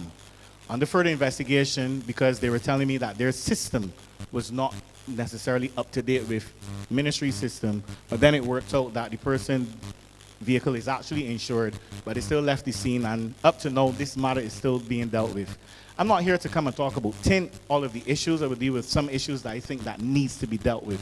It is high time that in 2025, I know that the government can't tell somebody, go and pay the insurance, but just like how America operates with their DMV system, where the license plate is definitely linked to insurance, and that the only place that you can get a license plate from is the DMV. So much so that if your license plate is damaged, if you lose that license plate, you have to report it immediately. I know we tried the sticker system, didn't work, but it is high time that we get more serious with persons driving in this country without insurance. So much so when I went to my insurance, say, Jamar boy, use the third for the week in terms of somebody hitting you and going along without insurance. There are many cars on this road. And ladies and gentlemen, one, two, okay. I don't know if you ever experienced this before. It is not an easy thing to go through. For 6 weeks, I had $3,000. Somebody actually just gave me a car to drive till I could get the check and everything dealt with. But it is not fair to law-abiding citizens who are struggling. And I know a lot of people, and they always encourage them to go pay something on the insurance. The funny thing is, I got in 2 accidents that weekend. One the Saturday, one the Sunday. That one happened the Sunday. The Friday, I paid the insurance here. So I'm just saying to MTW that my thing is that I heard something a couple of weeks ago about these 10 or different places that you could still go and get a license plate from. I don't feel that should be happening. And if this government, like the Prime Minister said, that they want money, that's a good way to make money. But you getting a special Barbados license plate where it is definitely linked, because you know that when you are stopped in the States, the police checking everything. We need to do better than that. That's number one. Number two, from the time I was a little boy and coming up and loving politics, I find we as a nation have been making sport at sport. Came up here at this great school with Chad, watching Wayland Louis run, knowing about Janelle Innes, persons that where their background was not the strongest background. They didn't have a mommy that could come and go to Dr. Best with a physiotherapy and so on. Being involved in athletics and obviously assisting and then getting into the administrative side, I've found that the egos, the egotistic behavior sometimes of us as a people is ridiculous. And we have had world-class talent, Shade being the last person. We need to come together as one and put a greater effort in sport. What is my solution to the minister and to Chad, because it's going to be a link between sport and education. This talk has been going around for a while, having a school of excellence, not just for athletics, having it for football and cricket. A school of excellence is needed in Barbados. The model is a bit more serious in countries like Russia and Cuba, who take the people's children and you don't really get back your child, they take care of your child. We don't need to be a communist country, but we need to make sure that I'm not saying that things are not put in place for young people. And I think, as I said, the first thing I said is that the government is doing a commendable job. But the truth and the reality is ministers, people in government, people fed up here. And people know that there's not really another alternative. But as a street man, when I say a street man, you talk to people on the street, you understand what's going on.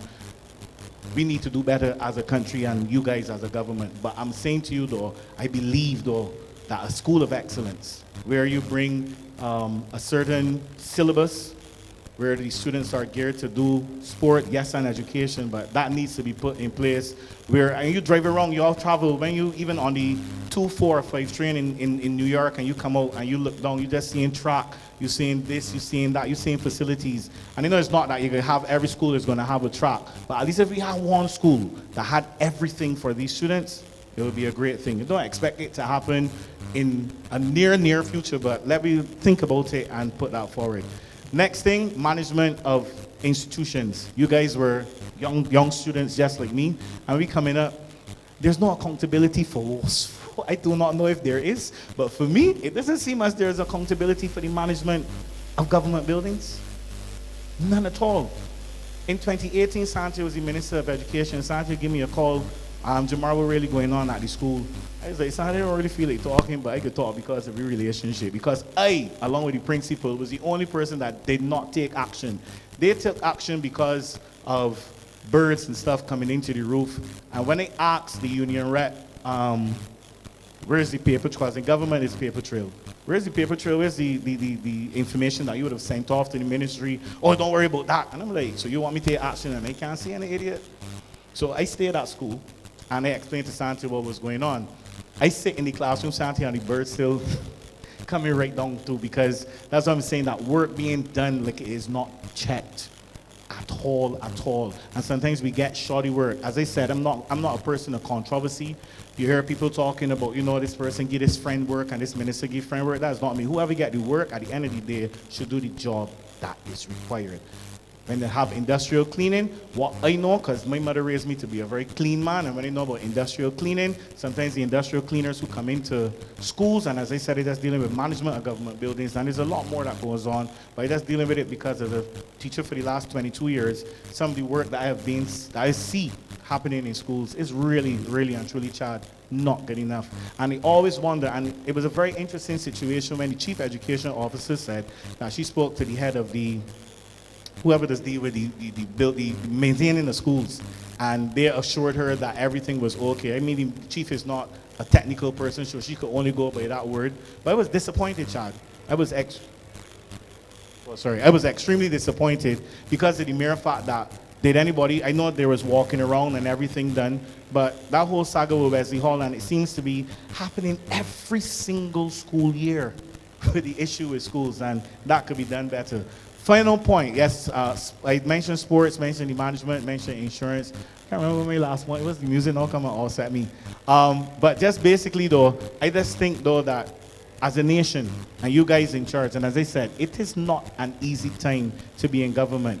And what I can tell you people is that persons are tired. We know the last administration, we know the damage that was caused, but the average Joe on the street is tired of hearing that. The average Joe on the street will want action done. I have not even touched roads because I understand the road situation. That road situation did not start with you guys, that started from before, and that's going to take time to fix. But at the end of the day, please, ministers, members of parliament, understand that people are fed up. And Roy, you play a very important role in that. The last point you probably will make. 2008, the last administration before they got in, when you guys were in power, had a brilliant PR campaign with this charge sheet. I don't know if you all remember the charge sheet, the charges that were laid against you. And I'm saying that the PR the Barbados Labour Party for me has always been better than the Dems.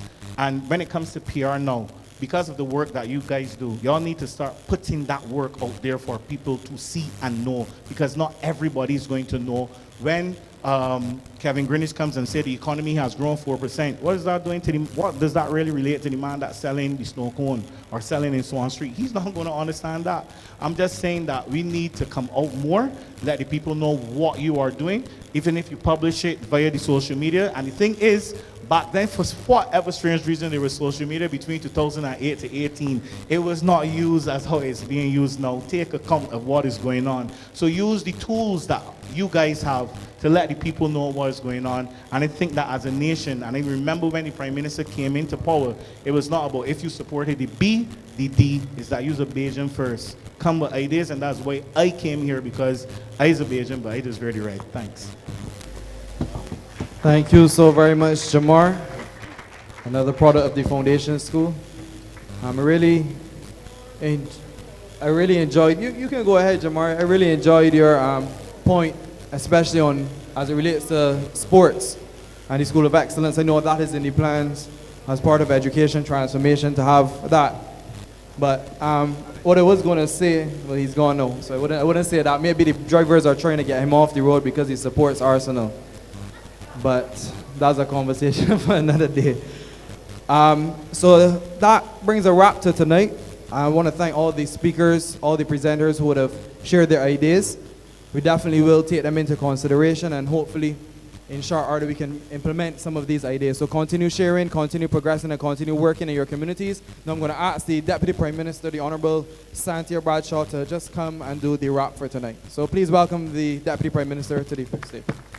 And a former Foundation student as well. So foundation in the house tonight. Alex is telling me to relax, but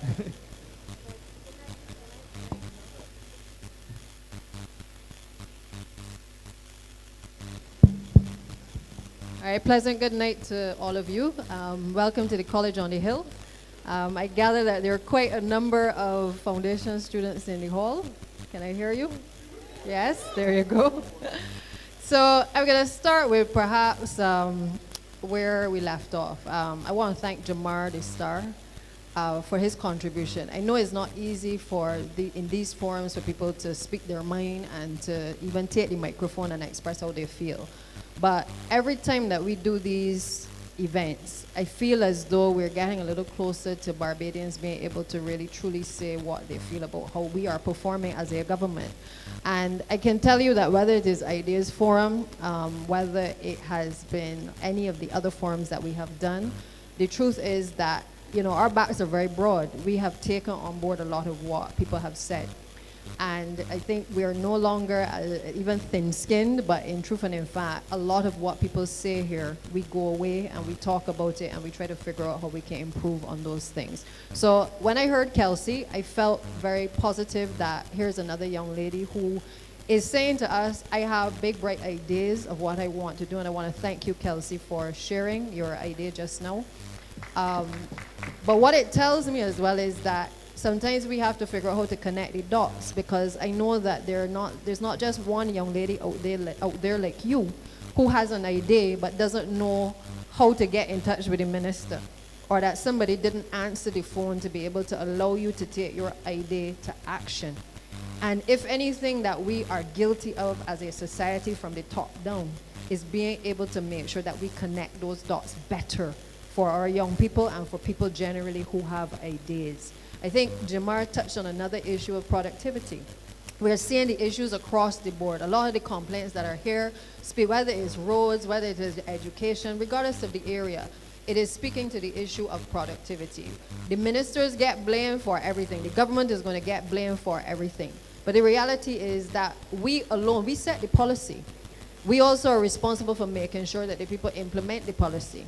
But we also can be there every day watching over people to make sure that they patch the roads correctly. We can, but then you're going to still want us to do all of the other things that we have to do. So we set the policy, and I think what has happened is that standards have dropped across the board. We can talk about it in roads, we can talk about it in public transport. We see what has happened with the PSVs, and I hear you loud and clear in terms of the concerns that have been expressed regarding the PSVs. I say to you, stay tuned, because some things are about to happen. And it is not talk anymore. This morning I had a meeting with my colleague Minister Jad Blackman, along with the education officials, along with the PSV stakeholders.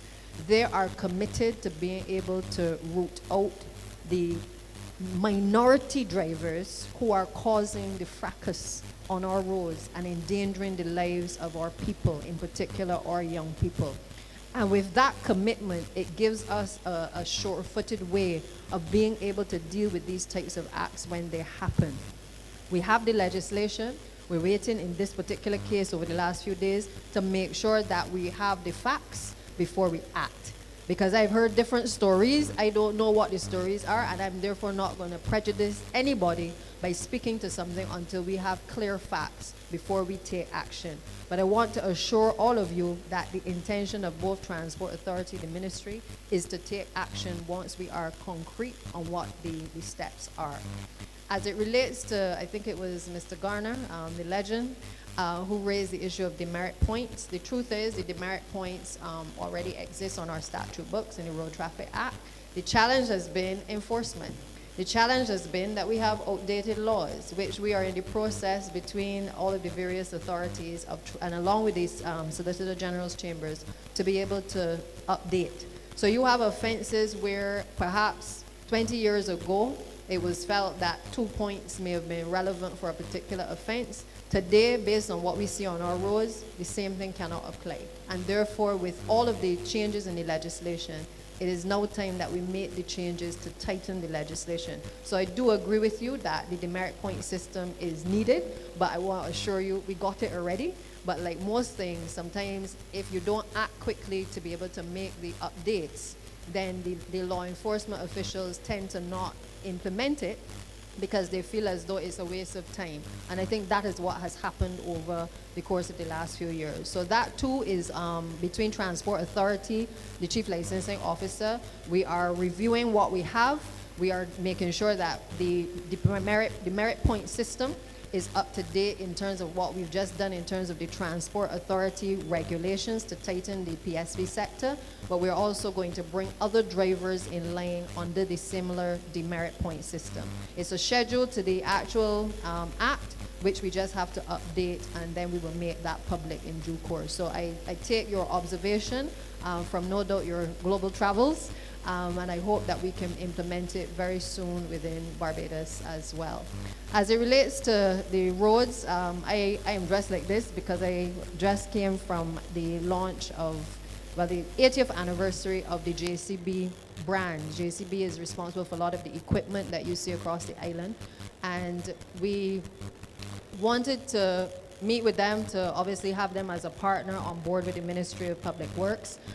They have been working with us, and I can announce it here that we have basically purchased 6 of the pothole patching machines, which will arrive in the island in December. The intention as well is that we will have some flail mowers that will allow us to be able to do a lot of the vegetation cutting, and where obviously the highway beautification workers have not been able to get to certain areas because it requires a particular type of machinery. So we've invested in 6 of those as well. Now, that is in addition to the roadworks program, because you cannot only patch roads, you also have to fix lengths of road. And I think I've said it here in various forums that what we inherited was a situation where we are now playing catch up. So we are patching, we are reconstructing roads, we are rehabilitating roads, we are doing everything we can. But the truth is, and I can say this as minister without fear of contradiction, that even for me, every time I fix a road, I just feel good. But you know, when I drive around on a Sunday and I take my father in the car and we go for a little drive in the country, I just find another road that won't do it. And I'm sure that in your community here in Christchurch, you do the same thing. You drive through Christchurch and you tell yourself, man, the minister might need to come and fix this road. The MPs are constantly calling me about roads that need doing. And we've been trying to do a cycle of roads across the 30 constituencies. And why? Because while Christchurch may feel they should get the lion's share, I have rural areas, I have urban areas that also require a little bit of love as well. And we have tried from a policy standpoint to apportion the roadwork improvements in everybody's community across the 30 constituencies. So my colleagues will tell you they have another batch of roads recommended. The ministry will tell you they've recommended another set of roads. We pull the roads from off of the calling programs, we pull the roads off of social media, we pull the roads from Duxman when he put them up and he posts that we ain't got a road that has been completed. And why? Because we are listening to what you're saying. The Chancery Lane Road and the one up Atlantic Shores, that has gone out under the CAF Road program. That is going to be designed now, and that is going to soon start in terms of its construction. I think I heard Enterprise Road. That is another one that we've also sent out to have the works done. And why am I saying this in this forum is because even Time Bottom to Ferry Valley, in this forum over the last few years, all of you who have been present and those who are not here tonight have raised the issues of specific roads in communities, stretches of roads and minor roads. And we have gone back to the ministry and systematically tried to address them in various programs. So you will see some patching being done. You're going to see the Mill and Pave program being done. You're going to see CAF roads being done. And if you live in the Scotland district, you're going to see about 18 roads dig up across the Scotland district. Roadworks are happening. But when you have had so many years of not having roadworks being done on a consistent basis, it is always going to feel as though, man, they ain't doing nothing. They gotta fix this road. When y'all said Highway 7, I remember a permanent secretary in the Prime Minister's office got in this room and said, Highway 7 needs to be done. We couldn't disagree, okay? And she was speaking in her personal capacity. but she was a resident of Christchurch, someone traversing the South Coast. And what did we do? We pulled it out of brought it up on the program because we still have major works to do on Highway 7 for rehabilitation, which those plans are pretty much in motion. We're just waiting until we have the designs completed, all of the utility companies coordinated, and we're gonna start Highway 7 as well. So I want this forum to understand that this is not to be taken for granted. We don't come here every month to simply hear you and dismiss you. I certainly, as Minister of Public Works, I am listening and I'm making sure that we systematically address the concerns that you have. As it relates to the crossing, again, we've started the conversation with education, so we're going to be meeting with them regularly to deal with those issues, the pedestrian crossings, to deal with the issues of school zones. We spoke this morning about the dedicated bus system, because you've heard me announce that we are moving in that direction. We've already got 30 buses from the People's Republic of China, but by the end of this year, we are going to see another 35 buses coming, electric buses coming to this country to be able to address some of the issues that you have raised here in this forum in Christchurch and across all of the other IDEAS forum and all of the other forums that we have had. And our intention, from what the Prime Minister says to me, is that with the dedicated bus system, when we have the money, we're going after another 30 to 35 buses, which is what Chad and myself this morning have been sitting down and working through with the public officers. So I want you to understand, we may not get everything right all the time, and I agree with Jamar that the options are not great on the other side, but we are not perfect. But I assure you that we are working in the interests of each and every one of you to be able to knock off those bugbear issues that you have been dealing with. All right, so again, I want to take the opportunity to thank our hosts this evening, our MCs, and to say to you, we look forward to annual conference this weekend, the Barbados Labour Party's annual conference as we celebrate our 87th year. And we also look forward to the next IDEAS Forum, which will be hosted in St. Michael in November, along with our regathering activities for St. Michael as well. So thank you, God bless, and get home safely. Thank you all. Good night. Remember, there's an open invitation for you to go over to the playing field next door and be part of the celebrations. MPs in particular and other senior people who are here, there's a tent specially reserved for you, where you will be fed.